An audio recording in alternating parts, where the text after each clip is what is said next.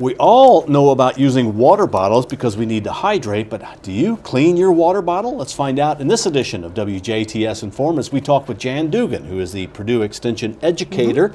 And Jan, we were talking off the air a little bit, just something I didn't think about. I'm sure that I am drinking toxins constantly because I don't wash my water bottles regularly. Now let's talk about that. Okay, so as you mentioned, Bill, it's important for folks to hydrate all throughout the year. Summertime, fall, winter, spring, any time of the year, it's important to hydrate. And all of us should drink plenty of water to keep our bodies hydrated. And water bottles are a very popular way of folks getting their water. But Ohio State recently shared an article with extension educators around the nation about research that's been done out on the East Coast about using water bottles and the safety of those water bottles. Now, Jan, when I was a kid, I drank out of the hose. I guess that probably wasn't a good thing to do then, right? Well, we don't recommend that so much anymore. That's correct. There's a lot of things we've learned as the years have progressed, Bill, that we know maybe weren't the best thing to do. And, you know, we just want to try to keep people safe and keep people healthy.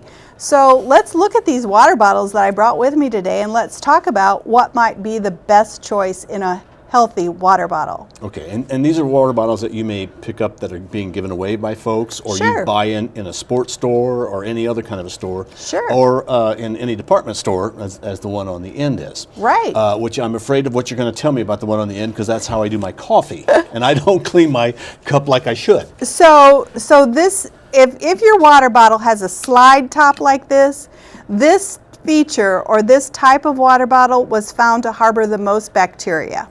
So this one, you would, if you want to have this kind of container for coffee or water, you would definitely want to clean it on a regular basis. And the recommendation is to clean our water bottles daily. So a slide top, the most bacteria was harbored in this type and this feature.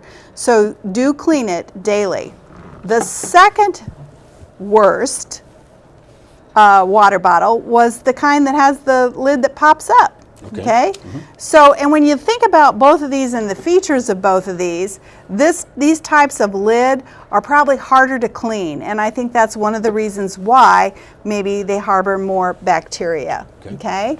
Then next to the best was the type that you actually screw the whole lid off and then drink from the bottle. Okay. Again, though, any kind of water bottle we want to wash daily on a daily basis. And the number one best water bottle that harbored the least amount of bacteria was one with a straw, that we use a straw in. So that would be your best choice if you're looking to get a new water bottle.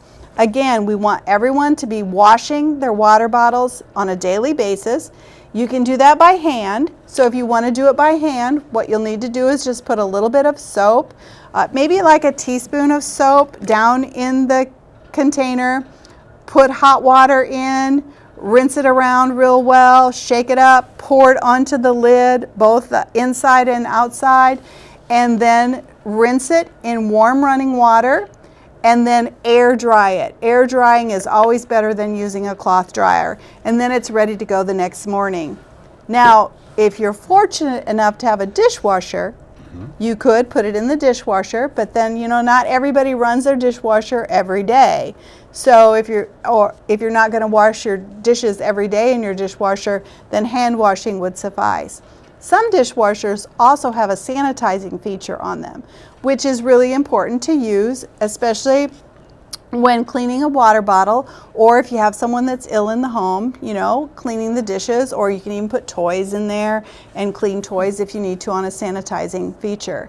So those are just a few of the tips that we want people to be aware of in using their water bottles. Because that is not something I think of doing, but if you think about the germs that are around the mouth and what you experience throughout the day, and bacteria starts to grow as things get warmer or as they set around, you need to wash your water bottle every day. Right, and the recommendation is if the water bottle is half full and you leave it in a hot car, don't continue to drink the water out of that water bottle then, because bacteria is going to grow at a warmer rate. when the temperatures rise.